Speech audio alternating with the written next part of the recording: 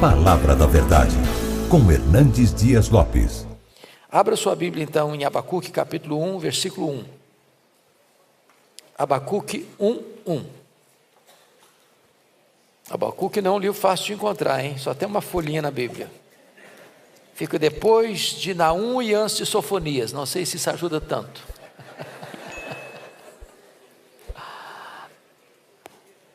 Ok?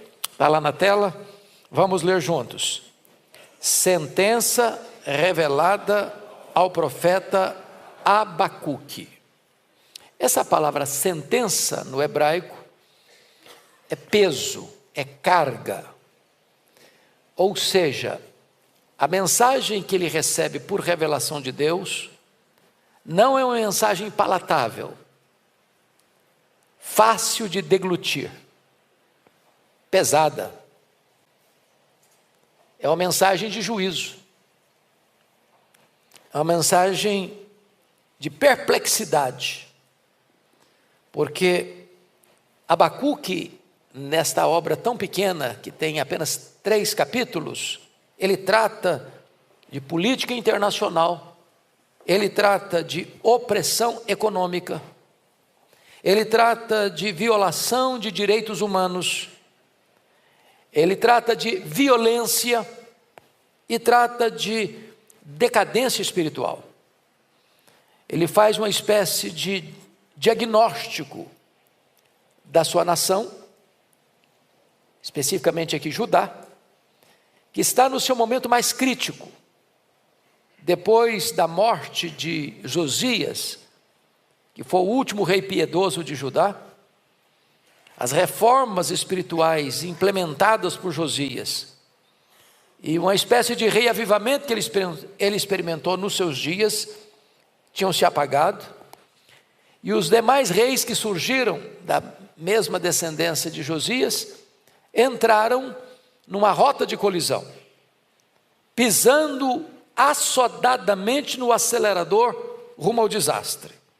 Então, ele retrata essa crise, está angustiado por essa crise implementada pelos reis que vieram, Jeoacás, Jeoaquim, Joaquim e Zedequias, e ele está não só perplexo com o prevalecimento da violência no seu país, mas ele está aflito demais por causa do silêncio de Deus.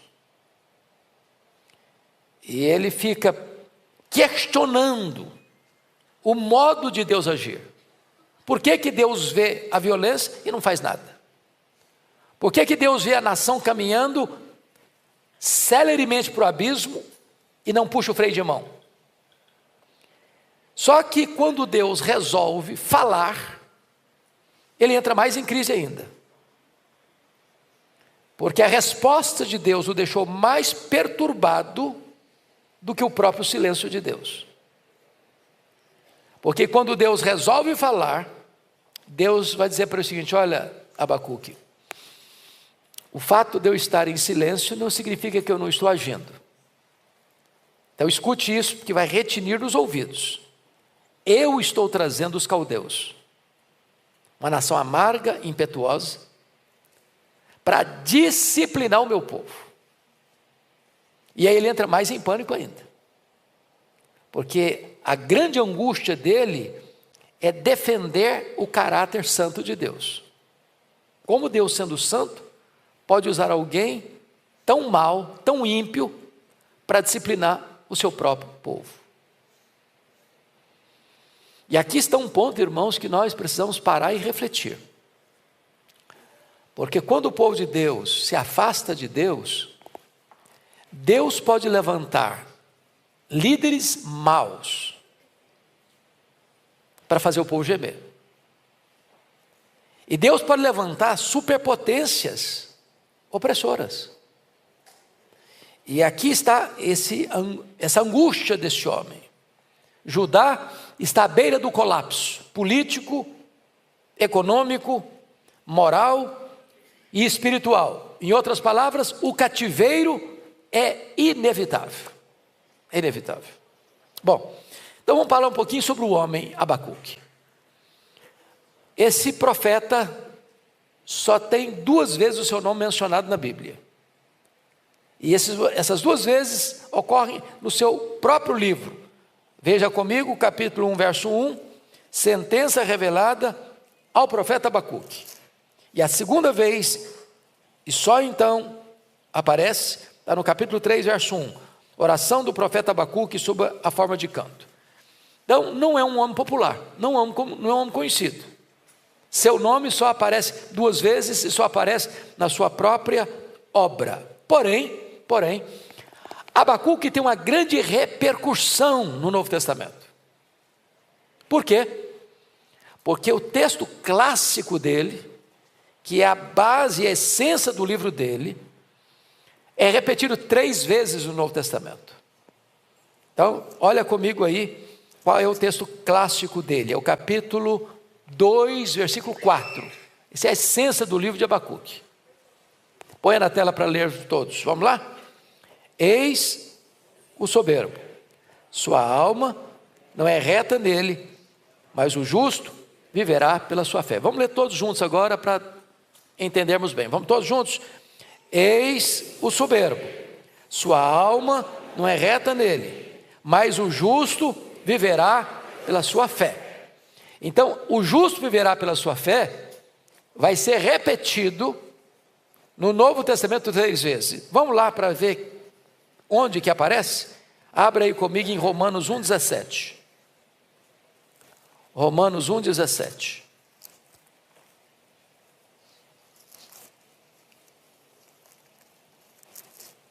Vamos todos ler?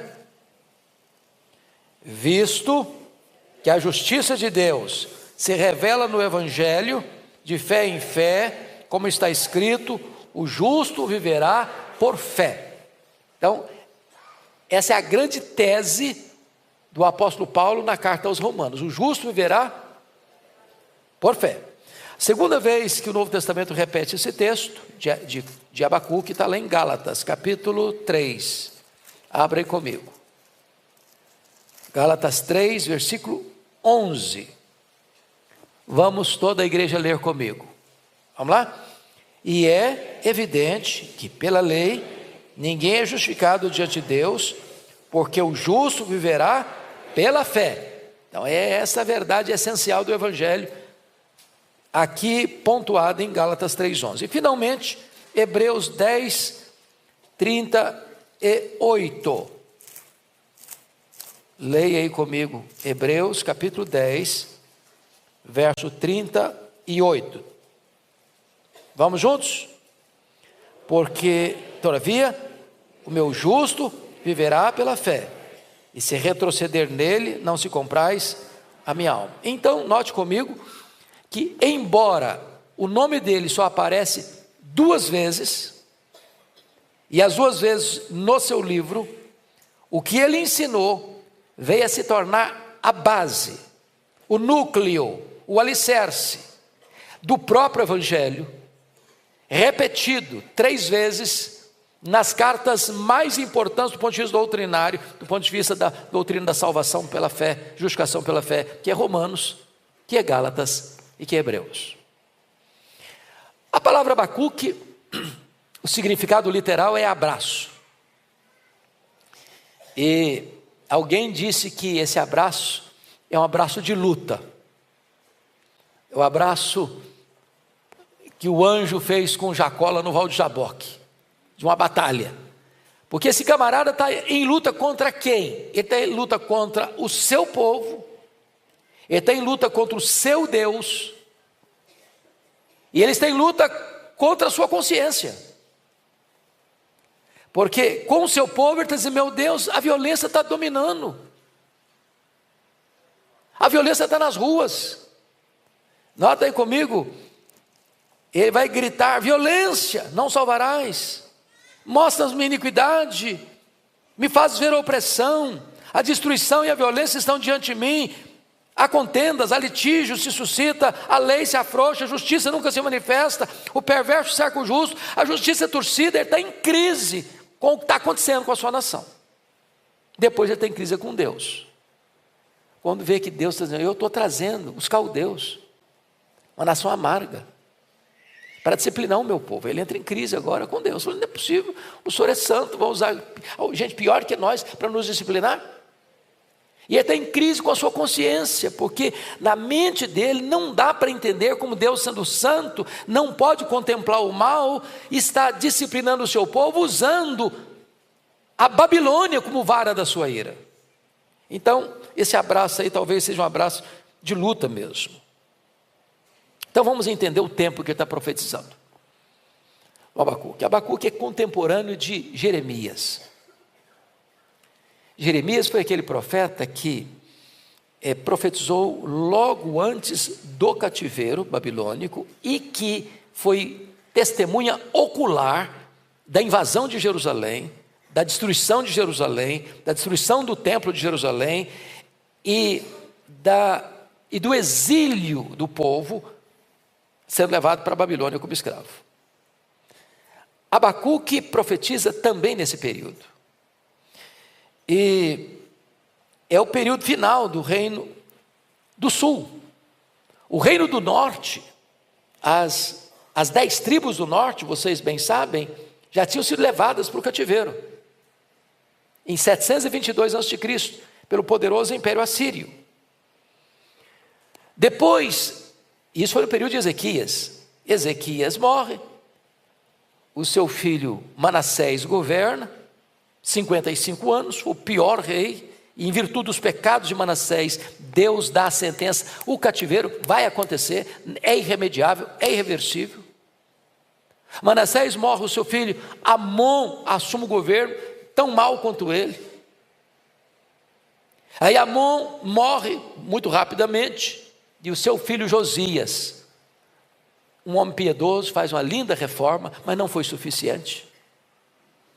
Josias morre, e o Joacás assume, e é ladeira abaixo. E o Joaquim assume, ladeira abaixo. Jeremias vai alertá-lo, ele fica com raiva e manda prendê-lo. Pega o rolo do livro, corta e queima. Ao Joaquim assume, a situação é pior ainda, os Edequias assumem e agora a cidade é tomada. Vocês sabem que no ano 722, o grande império que dominava o mundo era a Síria. Tinham 3 grandes impérios naquela época: a Síria, Egito e Babilônia. Em 722, quem mandava no mundo era a Síria. Em 612, a Babilônia derrota o poderoso Império Assírio. Mas sobrava o Egito. E então em 605, na guerra de Carquemes, a Babilônia derrota o faraó Neco e derruba mais uma potência mundial. Portanto, aqui nesse contexto, só tem uma dona do mundo, só tem uma senhora do mundo, só tem o império mundial que está comandando tudo. Qual é? O império babilônico, o império caldeu. Pois bem, a Babilônia, ela domina o mundo com muita violência. Quer ver uma coisa? Vamos dar uma olhadinha aí? Capítulo 1, versículo 5. Vamos ler juntos. 5 e 6. Põe na tela.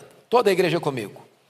Vede entre as nações, olhai, maravilhai-vos e desvanecei, porque realizo em vossos dias obra tal, que vós não crereis, quando vos for contada. Pois eis que suscita os caldeus, nação amarga e impetuosa, que marcha pela largura da terra para apoderar-se de moradas que não são suas. Ou seja, é um império expansionista, violento, que não respeita leis, que não respeita princípios, que toma no que não é dele. Então, essa Babilônia tem esse perfil. Dê uma olhadinha comigo, versículo 10. Vamos ler o versículo 10, 1:10. Toda a igreja comigo. Eles escarnecem dos reis, os príncipes são objeto de seu riso, riem-se de todas as fortalezas, porque amontoando terra, as tomam. Versículo 13, vamos dar uma olhadinha comigo? Tu és tão puro de olhos, que não podes ver o mal e a opressão, não podes contemplar. Por que, pois, toleras os que procedem perfidamente, e te calas quando o perverso devora aquele que é mais justo do que ele? Então essa é a angústia desse homem. Agora a Babilônia já botou nas sombras a Síria, agora a Babilônia já derrotou o Império Egípcio, agora só tem um império que está dominando o mundo. Só tem um império que está dominando o mundo. E Judá está à beira de uma invasão militar. Judá está à beira de um colapso político. Judá está à beira de um cativeiro inevitável. E Jeremias ainda tenta remediar a situação, dizendo para o rei: renda-se a Babilônia, renda-se a Babilônia. Ele ficou com muita raiva, mandou prender o Jeremias, queimou o rolo do livro, e então, de fato, o cativeiro foi inevitável. Esse é o contexto político em que Abacuque está profetizando. Segundo ponto que eu gostaria de trazer com vocês é o estilo do profeta Abacuque. Vejam vocês que a maioria dos profetas pregavam, traziam palavra de Deus para o povo. Abacuque, diferentemente disso, ele primeiramente está intercedendo pelo povo. Mais do que um pregador, ele é um intercessor. E o problema é que ele ora numa espécie de interrogatório a Deus, de questionamento a Deus. Deus, a situação está ruim demais, o Senhor não vai fazer nada. Irmãos, mutatis mutandis, não é às vezes a nossa oração aqui no Brasil? O Senhor não vai fazer nada?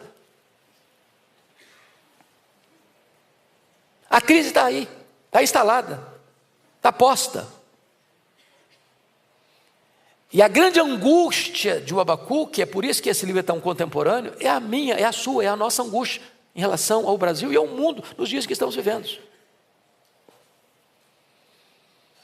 Então, se você parar para perceber, os profetas de Deus tinham vocações distintas. Por exemplo, você pega Amós, como acabamos de estudar no último domingo, ele está profetizando para as nações vizinhas de Israel, a Filistia, a Fenícia, a Moabe, Edom, Amon, e ele vai estreitando a coisa, Judá, Israel, as 10 tribos, porque era o público-alvo dele.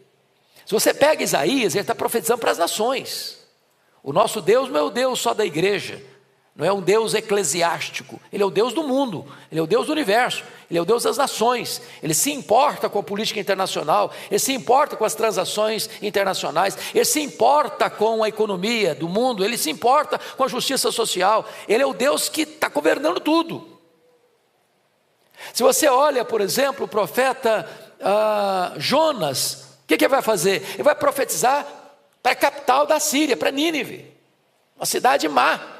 E ele vai lá, contra a vontade, pregar. E acontece lá um milagre extraordinário, porque ele prega com raiva, um sermão medíocre, sem nenhuma esperança de graça. Dentro de 40 dias nenhum será subvertida, e a cidade inteira é convertida. E ele fica com raiva de Deus, porque Deus é misericordioso. Ele queria certamente trocar de ministério com Naum, porque o profeta Naum profetizou a destruição de Nínive. Isso era tudo que ele queria fazer. Mas Deus, você vai pregar é para a salvação dos ninivitas e não para a condenação deles. Quando você vai para Obadias prega especificamente para condenar Edom.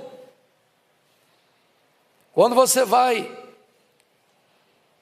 para Abacuque, ele está cobrando de Deus uma atitude diante do mal que está na sua nação e do mal que virá sobre a sua nação. Portanto, o maior problema de Abacuque não era fazer um diagnóstico da doença da sua nação, mas um estudo do comportamento de Deus. Por que que Deus usa alguém pior do que a gente para nos disciplinar? Como assim? Essa é a crise dele, pelo menos no capítulo 1. Porque quando ele ora e não escuta Deus responder, quando Deus responde, o deixa mais alarmado ainda. Bom, então vamos ver a situação política nos dias de Abacuque. Como disse para vocês, tinham 3 potências mundiais. Tinha a Síria, tinha o Egito e tinha a Babilônia. A Síria foi derrotada pela Babilônia em 612. O Egito foi derrotado pela Babilônia em 605. Agora a Babilônia volta às suas trincheiras para Jerusalém. E vocês sabem que teve 3 cercos. 3 cercos. Primeiro, 606. Segundo, 596. Terceiro, 586. Em 606, conforme Daniel capítulo 1, os vasos do templo foram entregues a Nabucodonosor, pelo próprio Deus. Preste atenção nisso. A fraqueza do povo de Deus não está no fato de ser fraco politicamente, economicamente. Está no fato de abandonar o seu Deus. Quando Deus põe a mão, ainda que um exército de 185 mil soldados em trincheira em Jerusalém, não vão lançar nenhuma flecha lá. Mas se Deus tira a mão, então o povo de Deus é fraco demais. Então, em 606, Nabucodonosor levou os vasos do templo e levou os nobres. Lembram lá do rei Ezequias, quando ele recebe aquela comitiva da Babilônia para congratular-se com ele pela sua cura e o seu livramento? E ele abre o seu palácio, ele abre os seus tesouros e mostra toda a sua riqueza, toda a sua glória, todo o seu esplendor. E o profeta Isaías volta lá no palácio e diz: olha, você fez o que é mal aos olhos do Senhor. Essa Babilônia, diante de quem você expôs toda a sua grandeza, a sua glória, o seu poder, voltará e vai saquear tudo. E vai pegar os filhos e vai levá-los como cativos e fazer deles eunucos. Significa, esses jovens vão ser castrados. Quem são esses nobres agora? Na primeira leva? Daniel e os seus 3 amigos. Levados, cativos e feitos eunucos. Mas aí vem a segunda invasão. Em 596, leva muita gente agora. Nessa segunda leva é que vai o profeta Ezequiel. Ezequiel era de uma família sacerdotal, mas ele está indo para uma terra pagã. Lá não tem templo, lá não tem os rituais de Jerusalém, portanto, ele não pode exercer o seu ministério sacerdotal na Babilônia. Então Deus muda a chave, e ele vai se tornar o quê? Um profeta.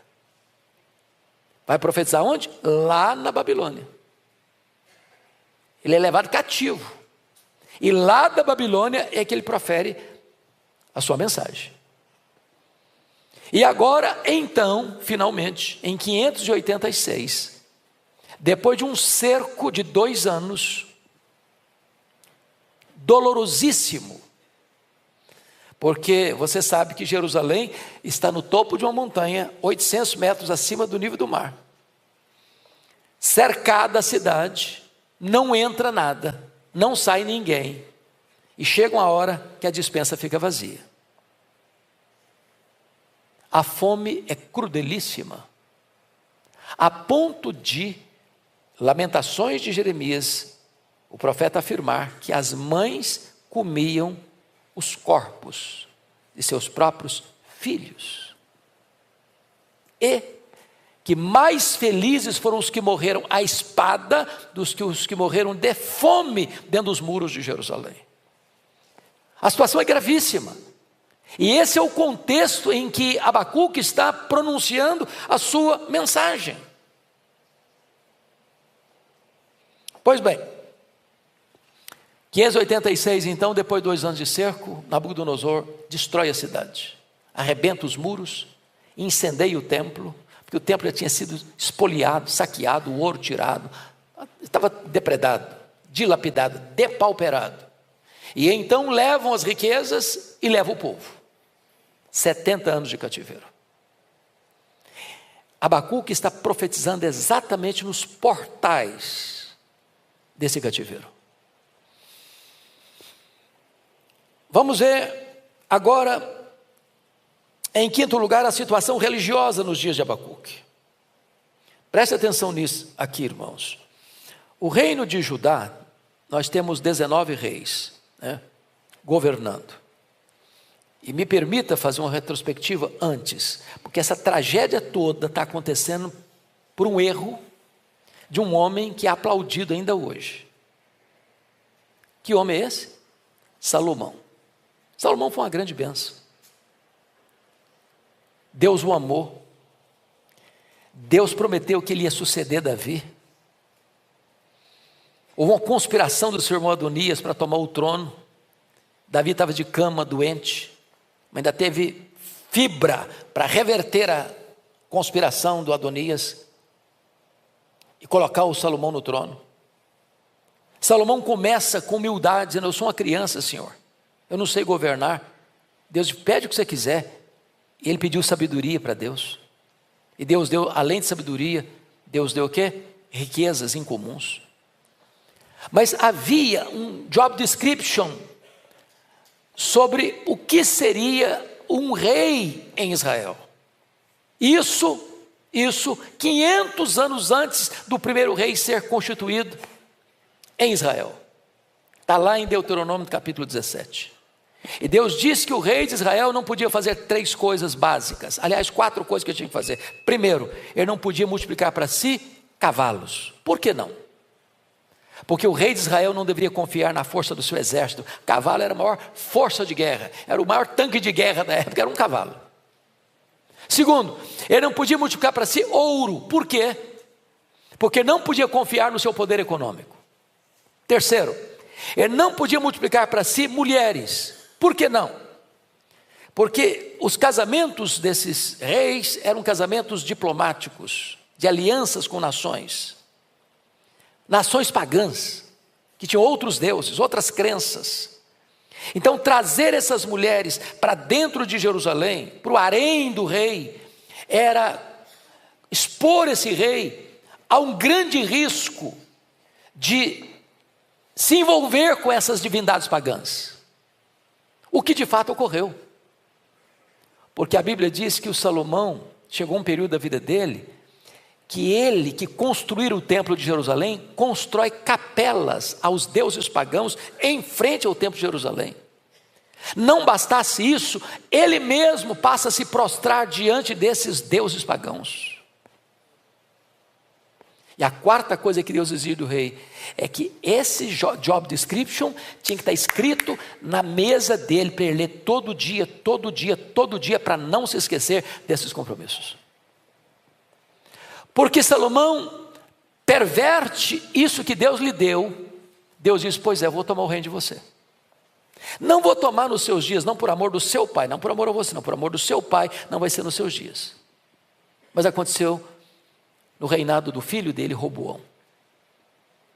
Quando Jeroboão I, em virtude dele não ter atendido ao pai, por que o Roboão teve problemas? Preste atenção aqui que isso é muito importante. O Salomão, quando você lê, ele tinha um luxo exorbitante na corte. Aliás, ele dividiu o território dele em 12 partes, e cada território daquele tinha que manter o luxo da corte. Para que isso acontecesse, ele estabeleceu escravidão, feitores de escravos. O cara trabalhava com o pescoço esfolado, pagando tributos pesadíssimos. Para quê? Para manter o luxo do rei. Rei rico, povo pobre. O que é que acontece? 931, o filho dele assume o governo. E em vez de atender o pleito do povo para aliviar os impostos, ele sobrecarrega ainda mais com impostos. a nação é dividida. 10 das 12 tribos seguem a liderança de Jeroboão I. Os que ficarem em Judá, nós poderíamos lembrar o Roboão, o Abias, o Asa, o Josafá, o Jeorão, o Acasias, a Atalia, o Joás, o Amazias, o Uzias, o Jotão, o Acás, o Ezequias, o Manassés, o Amon, e agora o Jeoacás, o Jeoaquim, o Joaquim e o Zedequias. Poucos desses homens foram piedosos. Quais nós podemos citar como piedosos? Asa, Josafá, Jotão, Uzias, Ezequias e Josias. Os outros todos foram maus. Portanto, nós estamos falando de uma nação que caminha assodadamente para a destruição, por uma razão também. Sabedoria é quando você aprende com os erros dos outros, para não ter que passar pela mesma estrada. Judá não aprendeu com os erros do reino do norte, acabou sofrendo as mesmas consequências. Pois bem, então vamos agora dar uma olhadinha na divisão do livro, tá? Então são 3 capítulos. O primeiro capítulo trata do conflito, ou da angústia, ou do peso do coração do profeta, em virtude de 2 causas. Primeiro, o assodamento do mal. Segundo, a inação de Deus. Deus está em silêncio. Terceira crise dele. Quando Deus fala, piora mais a crise ainda. Porque Deus disse: eu vou trazer os caldeus, uma nação amarga e impetuosa, sobre o meu povo. Segundo capítulo, ele vai retratar para nós a sua visão. Porque ele sobe para a torre e aguarda a resposta de Deus. O que é que Deus vai falar agora? E quando Deus fala, irmãos, Deus traz a chave da solução do problema. E diz: não é reto o coração do soberbo, mas o justo viverá pela fé. O que é que ele está dizendo? Eu vou trazer a Babilônia. A Babilônia vai ser usada por mim para disciplinar o meu povo. Mas a Babilônia é soberba. E eu vou acabar com a Babilônia. Mas o meu povo está sendo disciplinado. Eu vou restaurá-lo. Ele vai sobreviver. Ele vai continuar vivendo. Ele vai continuar existindo. Porque o justo viverá pela fé. O povo de Deus é disciplinado, mas não abandonado. O povo de Deus é disciplinado, mas não destruído. Aliás, para mim um dos textos mais incríveis da Bíblia é Daniel capítulo 2. Vocês se lembram do sonho de Nabucodonosor? Uma estátua imensa, cabeça de ouro, peitoral de prata, ventre e quadris de bronze, e as pernas e os pés de barro, e os dedos de barro e ferro. E está escrito lá que aquilo representava 4 poderosos impérios. A cabeça de ouro era o próprio Nabucodonosor. Por quê? Porque no regime da Babilônia o rei tinha poder absoluto. O rei era a própria lei, que é substituído pelo império Medo-Persa, onde a lei era maior que o rei, que é substituído por um outro reino muito célere, que é o império grego, macedônio, que é substituído por um império poderosíssimo e devastador, que era o império romano, mas tinha suas fragilidades, dos dedos também de barro. E diz o texto que uma pedra não lavrada por mãos, símbolo do próprio reino de Deus, toca nos pés da estátua e ela toda vira o quê? Pó. E essa pedra enche o mundo inteiro, é o reino de Cristo. Ou seja, os reinos deste mundo vão cair, mas o reino de Cristo vai prevalecer para sempre e sempre e sempre. Essa é a convicção desse profeta. O justo viverá pela fé. Pois bem, vamos agora olhar alguns destaques desse profeta. Primeiro destaque que eu quero trazer com você aqui, e é um dilema ainda hoje, é o sofrimento do justo e a prosperidade do ímpio. Olha o versículo 13, comigo a parte B. Por que, pois, toleras os que procedem perfidamente e te calas quando o perverso devora aquele que é mais justo que ele? A palavra é pesada, devora. Irmãos, já pararam para pensar nisso? Tem gente aí que blasfema de Deus, zomba de Deus, escarnece de Deus, é ateu, de carteirinha. Ele está na crista da onda. O poder está na mão dele. Ele faz e acontece, e nada acontece com ele, aparentemente. E aí o justo está lá gemendo, sendo esmagado, sendo oprimido, sendo atormentado. Essa é uma grande questão que a Bíblia menciona, a prosperidade do ímpio e o sofrimento do justo. Essa foi a angústia lá do Asaf no Salmo 73. Senhor, em vão lavei as mãos da inocência, conservei minha integridade. Todo dia estou sendo castigado. Olha o ímpio aí, ó. Olha o ímpio, tá? O cara não tem preocupação. Aliás, ele tem tanta saúde que já vem bronzeado de fábrica. O corpo dele é sadio e nédio, é bronzeado. Tudo que o cara bota a mão vira dinheiro. E eu sou crente, sou piedoso, estou ralando, estou numa magrela, passando um aperto. É o problema da angústia desse profeta aqui. Segundo lugar, se você olhar versículos 6 a 11, o fortalecimento econômico e bélico das superpotências mundiais que não respeitam ninguém, mas oprimem, se apossam, dominam.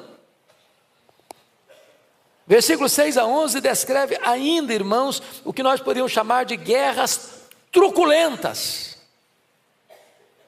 Truculentas. Mas louvado seja Deus, uma das ênfases dele é a decadência dos grandes impérios e a vitória retumbante do reino de Deus. Vale a pena ler isso aqui. Capítulo 2, 12 a 14. Bota na tela para toda a igreja ler comigo. Vamos juntos? Vamos lá? Ai, a igreja está comigo? Ai daquele que edifica a cidade com sangue e a fundamenta com iniquidade. Não vem do Senhor dos exércitos que as nações labutem para o fogo e os povos se fatiguem em vão? Pois a terra se encherá do conhecimento da glória do Senhor, como as águas cobrem o mar. Não sei se vocês têm a mesma sensação. Tem hora que você olha para a janela do mundo e diz: meu Deus, a coisa está feia. E você olha para lá e você olha para cá e diz: meu Deus, será que tem esperança? Tem saída? Será que o Senhor vai ser derrotado de goleada? Será que o mal vai prevalecer? Será que a injustiça vai prevalecer? Será que a mentira vai prevalecer? Será que a violência vai prevalecer?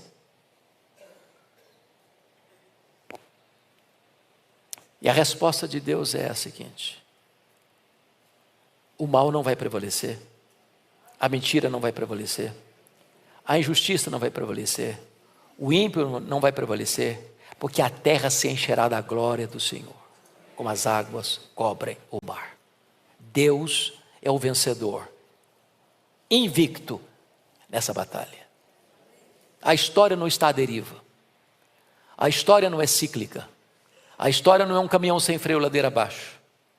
A história é teleológica, ela caminha para um telos, para um fim, e a vitória é de Cristo e da sua igreja. Esta é a convicção do profeta Abacuque. Mas eu quero trazer o último ponto, que são lembrar vocês alguns naipes, alguns aspectos, lampejos da teologia do profeta Abacuque. E a primeira coisa que ele deixa claro é a punibilidade inevitável do pecado, começando pela casa de Deus.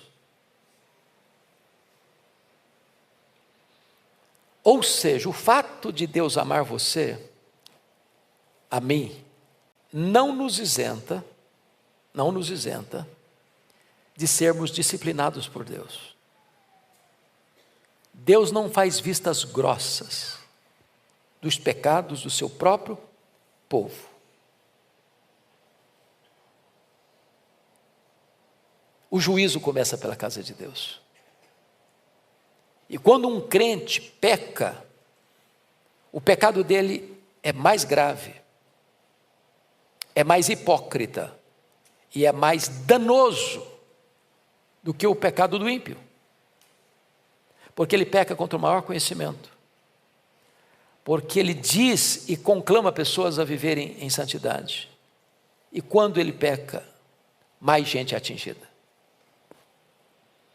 Segundo ponto da teologia de Abacuque, os mistérios intrincáveis da providência divina. Irmãos, Deus nem sempre é entendido e explicado.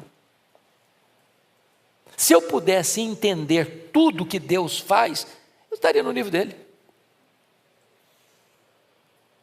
Tem hora que eu preciso botar a mão na boca e dizer, meu Deus, eu não estou entendendo. Mas uma coisa eu sei. É que tu és Deus, soberano, bom, meu Pai, trabalha por mim, não contra mim. Mas eu não estou entendendo. Quando você não puder entender o que Deus está fazendo, você pode entender Deus. Você pode dizer como Paulo, sabemos que todas as coisas cooperam para o bem dos que amam a Deus. Isso não é cogitação, isso não é a linguagem da conjectura hipotética, isso é a linguagem da certeza experimental. Nós sabemos. Terceiro ponto da teologia de Abacuque. O sofrimento do justo é temporário, mas o castigo do ímpio é final.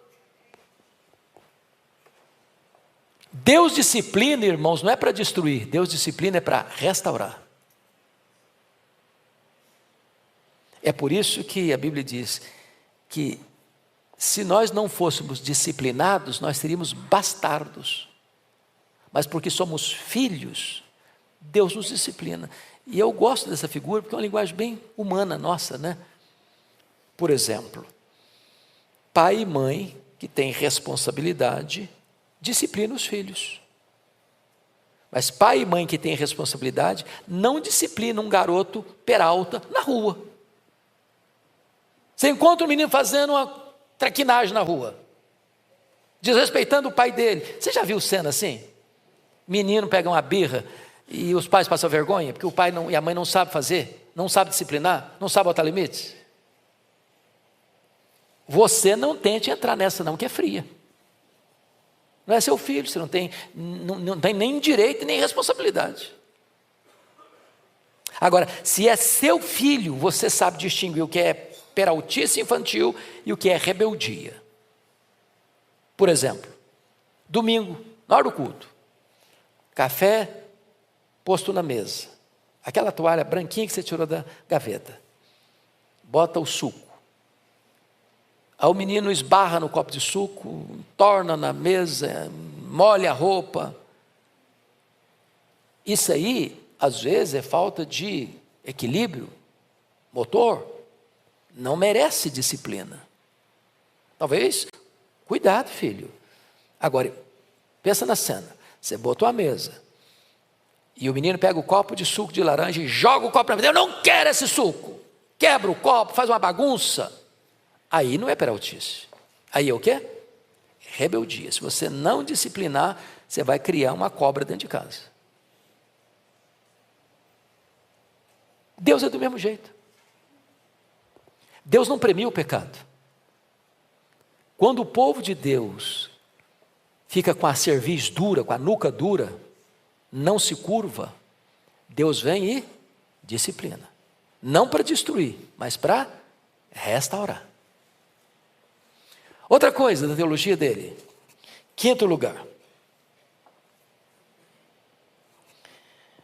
Enquanto o soberbo é destruído pelo seu pecado, o justo viverá pela sua fé. Amados irmãos, a diferença entre você e eu do ímpio não é que nós somos melhores, não. Nós não somos melhores. Deus não escolheu Israel porque Israel era maior, porque Israel era melhor que as outras nações. É por isso que salvação não tem mérito. Por isso que não é medalha de honra ou mérito. Por isso que não é troféu que você levanta. Não é por isso que você chega no céu requerendo e exigindo o que você tem direito. É graça. É só graça. E Deus olhou para você e para mim de forma favorável. Deus nos justificou quando cremos no Senhor Jesus. Deus resolveu de vez o seu problema de condenação, porque a decisão é jurídica, é forense, é legal.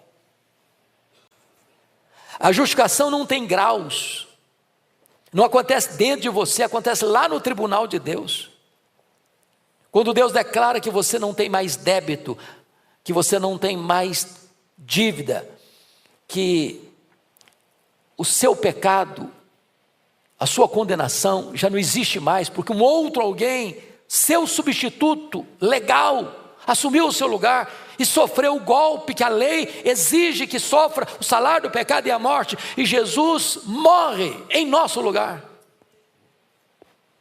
E agora você que crê nele, Deus está dizendo o seguinte: você está declarado justo diante do meu tribunal. Você não tem mais dívida aqui, você tem um crédito infinito aqui. É como se você nunca tivesse cometido esse erro. Você está perdoado, você está justificado. O justo viverá pela fé. Mas, penúltimo lugar, teologia de Abacuque. A crise deve nos levar não ao desespero, mas a um clamor por reavivamento. No capítulo 3, versículo 2, a circunstância não mudou ainda. Judá vai ser cercada. Jerusalém vai ser tomada. O povo vai ser levado para o cativeiro. A disciplina não foi suspensa. Mas nesse caos em que a nação está vivendo, ele ora, diz: na tua ira, Senhor, lembra-te da misericórdia, reaviva o teu povo, Senhor, no decorrer dos anos. Prestem bem atenção nisso, irmãos. Todos os avivamentos registrados na Bíblia e todos os avivamentos da história foram precedidos por crise. Crise. É quando você olha um cenário e diz: meu Deus, para onde eu vou? O que está acontecendo? Eu não vejo saída. É que o povo de Deus se põe na presença de Deus e diz: Senhor, Tu és a nossa esperança. Reaviva a Tua obra, Senhor. Reaviva a Tua obra. Na Tua ira, Deus, lembra-te da misericórdia. Porque o que é avivamento ou reavivamento? É quando Deus deixa a ira e aplica a misericórdia. Finalmente, em último lugar, teologia de Abacuque. Quando o mundo ao nosso redor está entrando em colapso, ainda assim podemos nos alegrar em Deus. Vamos ler capítulo 3, versículo 17 ao 19. Toda a igreja, e nós encerraremos aqui. Vamos juntos, toda a igreja? Ainda que a figueira não floresça, nem haja fruto na vide, o produto da oliveira minta, e os campos não produzam mantimentos, as ovelhas sejam arrebatadas do aprisco, e nos currais não haja gado. Todavia, eu me alegro no Senhor, exulto no Deus da minha salvação. O Senhor Deus é a minha fortaleza, e faz os meus pés como os da corça, e me faz andar altaneiramente. Louvado seja o Senhor. A crise está aí, mas nós podemos cantar. A crise está aí, mas Deus é a nossa fortaleza. A crise está aí, mas Deus é o nosso socorro. A crise vai passar e o povo de Deus vai prevalecer. Vamos ficar em pé e vamos orar.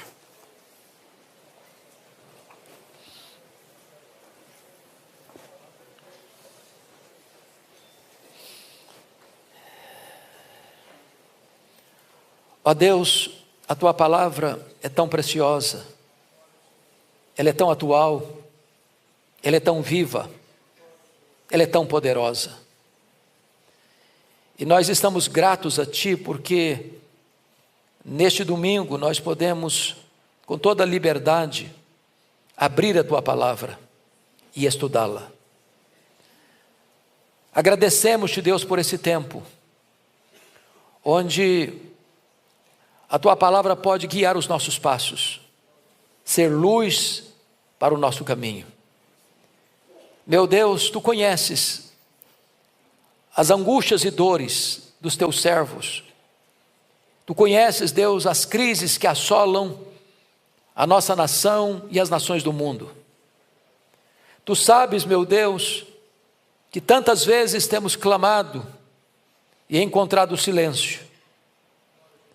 Tantas vezes temos clamado e a resposta que ouvimos não é bem aquela que queríamos. Mas Tu és soberano. Nós somos tão pequenos, tão limitados. Por isso pedimos, tem misericórdia de nós. Assiste-nos em nossa fraqueza. Conforta o nosso coração. Tira os nossos olhos, Deus, daquilo que nos apavora, para colocar os nossos olhos no único Deus vivo e verdadeiro, que é a nossa fortaleza. Tenha misericórdia da nossa nação. Tenha misericórdia das autoridades constituídas. Tenha misericórdia do nosso povo.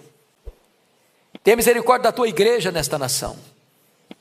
Ó meu Deus, juntamo-nos a voz de Abacuque para clamar, reaviva a Tua obra, ó Senhor, no decorrer dos anos. E na Tua ira, lembra-te da misericórdia. Clamamos em nome